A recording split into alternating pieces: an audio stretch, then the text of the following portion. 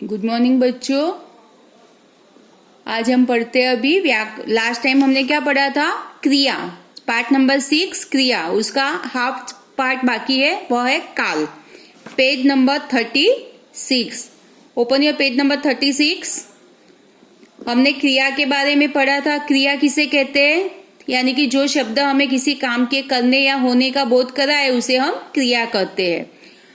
अभी वो क्रिया कोई भी समय में होती है तो उस समय को हम काल कहते हैं। काल का एक अर्थ होता है समय, क्रिया होने का समय, उसे हम क्या कहते हैं?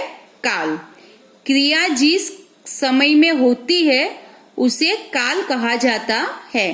काल को आप इंग्लिश में क्या बोलते हो? टेंस। ओके, तो यहां पर नीचे देखो, मैं खेल रहा था यानी कि क्रिया खत्म हो चुकी है। मैं खेल रहा हूं, अभी वो खेल रहा है तो क्रिया चालू है। मैं खेलूंगा, नेक्स्ट कौन सा है? मैं खेलूंगा। तो इन तीनों में समय अलग है। एक में क्रिया हो चुकी है तो वो भूतकाल, जो हो रही है वो वर्तमान काल, और जो होने की बाकी है वह भविष्यत काल। तो इनके अनुसार काल के 3 भेद होते हैं। यहां पर आगे देखिए पेज नंबर 37। तो इसके आधार पर हम कह सकते हैं कि क्रिया के जिस रूप से उसके समय का पता चले उसे काल कहते हैं। ये उसकी प्रॉपर डेफिनेशन जो मैंने पहले बताई वह भी सही है और ये भी। क्रिया के जिस रूप से क्रिया होने का समय का बोध हो उसे काल कहते हैं। काल के कितने भेद है? 3, भूतकाल, वर्तमान काल और भविष्यत काल। भूतकाल यानी पास्ट टेंस, जो हो चुका है। क्रिया के जिस रूप से बीते हुए समय में क्रिया का कार्य, कोई भी कार्य समाप्त होने का बोध हो उसे भूतकाल कहते हैं। यानी कि जिस समय में क्रिया खत्म हो गई होती है वह भूतकाल। जैसे श्री कृष्ण ने कंस को मारा, राम ने रावण को मारा था, तो वह क्रिया खत्म हो चुकी है, तो वो पास्ट टेंस में चली गई। राम ने पुस्तक पढ़ ली थी तो वह पास्ट टेंस, वो क्रिया खत्म हो चुकी। रमेश सो रहा था, वो कल सो रहा था, तो वो क्रिया खत्म हो गई। तो सिंपल तरीके में ये याद रखो आप कि जहां पर क्रिया खत्म हो चुकी होती है वह भूतकाल। दूसरी है वर्तमान काल यानी कि प्रेजेंट टेंस, जहां पर क्रिया अभी चालू है।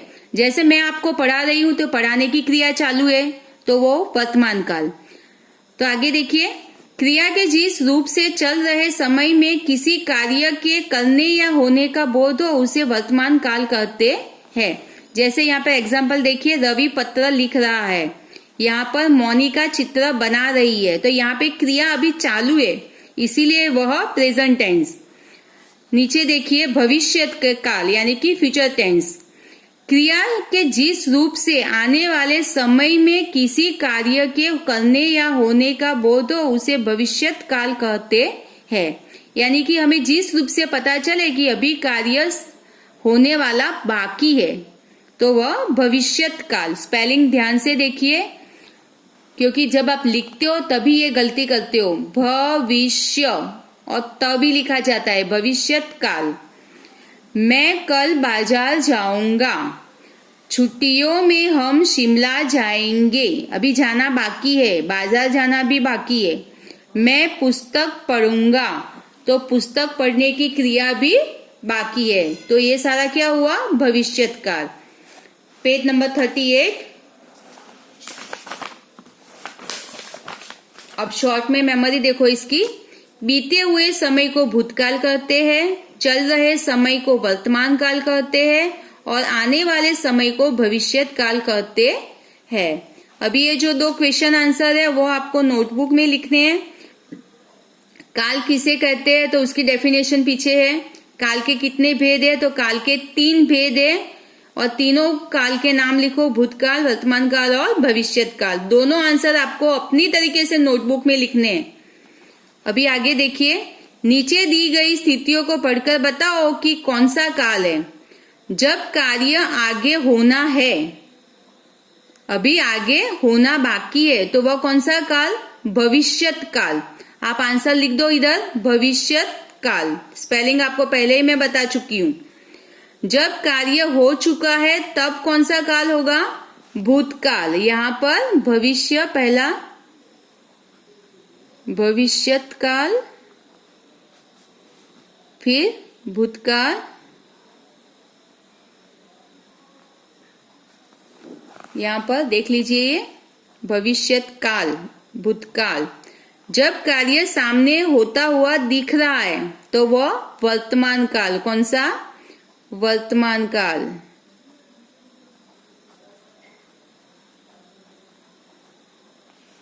अब नेक्स्ट देखिए, निम्नलिखित वाक्यों में क्रिया रेखांकित कर उसका काल बताओ।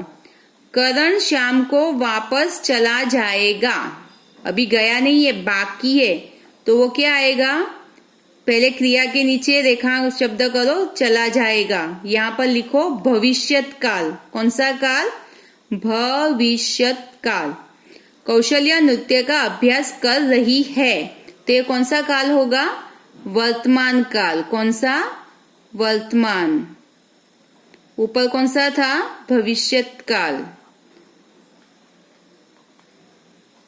अभी नेक्स्ट थर्ड वन देखो, कल समाचार में विश्व व्यापार केंद्र की इमारत को टूटते हुए देखा था। कल देखा था, तो वो कौन सा हो गया? भूतकाल। जो खत्म हो चुका है वह भूतकाल। नेक्स्ट देखिए, 1 घंटे बाद मैं खेलने जाऊंगी। अभी जाना बाकी है, तो वह भविष्यत काल। कौन सा होगा? भविष्यत काल। आपको सारे आंसर लिखने हैं। अगर समझ में नहीं आता है तो एक बार देख लो। सबसे पहला भविष्यत काल, वर्तमान काल, भूतकाल और भविष्यत काल। अब यहाँ पे जैसे बताया वैसे आपको वाक्यों को नेक्स्ट सेंटेंस में चेंज करना है। यहाँ पर पहला है, आपको भूतकाल में बदलना है। क्रिकेट विश्व कप दक्षिण अफ्रीका में आयोजित होगा, तो उसका भूतकाल बनाओ, क्या होगा? ये पूरा आपको सेम कॉपी करना है। पहले क्रिकेट विश्व कप दक्षिण अफ्रीका में आयोजित हुआ था, क्या लिखेंगे इसकी जगह? ये होगा की जगह क्या आएगा? हुआ था। आप खुद लिखो यहाँ पर। मैं सिर्फ जो चेंज करना है वही लिख रही हूं, आपको पूरा वाक्य लिखना है। फिर कल राम दिल्ली गया था, उसकी जगह वर्तमान काल बनाना है। तो जब वो क्रिया चालू है तो क्या लिखेंगे? आज राम दिल्ली जा रहा है, क्या लिखेंगे? राम दिल्ली, कल कट कर दो, गया था की जगह जा रहा है। राम दिल्ली जा रहा है। सुप्रिया पढ़ रही है, भविष्यत काल, तो सुप्रिया पढ़ेगी, क्या लिखेंगे हम? पढ़ेगी, यानी कि अभी वो पढ़ने नहीं बैठी है, पर बाद में पढ़ेगी। आशापूर्णा देवी बंगाली में लिखती है, भूतकाल, क्या लिखेंगे? आशापूर्णा देवी बंगाली में लिखती थी। अभी नहीं लिखती है, पर पहले वह लिखती थी, तो वह भूतकाल। अभी नेक्स्ट ऑप्शन, कौन सा सकर्मक है? सकर्मक, उसने नहीं बताया, वह नीचे गिर गए, आप हंस रहे हैं, वह सो गया, उसमें से क्या आएगा? सकर्मक बताया, पर क्या कहीं पर जो यहाँ पर आपको क्रिया दिखे वो बताओ। यहाँ पे है कर्म, कर्म के साथ जो क्रिया होती है वह गिर गई, कहाँ गिर गई? तो नीचे, तो यह सकर्मक क्रिया। भूतकाल का कौन सा उदाहरण नहीं है? मैं नहीं गया था, उसने नहीं देखा था आएगा मतलब भूतकाल, पर यहाँ पे क्या पूछा है कि नहीं है। हम नहीं बताएंगे, आप कब आए, ये भी भूतकाल हो चुका, तो ये वाला ख ऑप्शन आएगा कि हम नहीं बताएंगे। ओके, समझ में आया? अभी नेक्स्ट हम बाद में बताएंगे। ये आपको पेज नंबर 38 पूरी तरह कंप्लीट करना है। आपको ये एक्सरसाइज में फर्स्ट पहला क्वेश्चन आंसर आपको सिर्फ नोटबुक में कॉपी करना है, बाकी सारा टेक्स्ट बुक के अंदर ही आपको लिखना है, ग्रामर टेक्स्ट बुक में। आशा रखती हूँ कि आपको ये समझ में आया होगा और आप अपना होमवर्क पूरा करोगे।